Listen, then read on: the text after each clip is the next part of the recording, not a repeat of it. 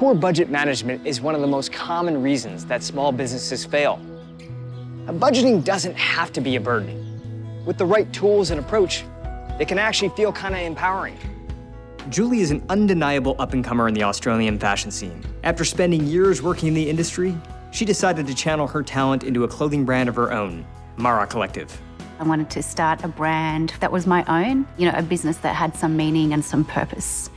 The artists that I collaborate with all have their own stories to tell, and by translating artworks into prints and then into fashion collections, it's a really beautiful way to tell the unique side of Australian culture to the world. Because Julie is self-funded, she doesn't have a cushion to absorb the turbulent nature of her cash flow. To ensure she never runs out of funds, she has to be very tactical in managing her money. Even if you're comfortable with finances, you may want to bring in outside advisors to help you navigate this. The fashion business is very front-loaded with costs. Once a sample collection is created, then you have to market it. So it's campaign photo shoots, it's e-com shoots. Once you've got that together, then you have a collection that you can take out and sell.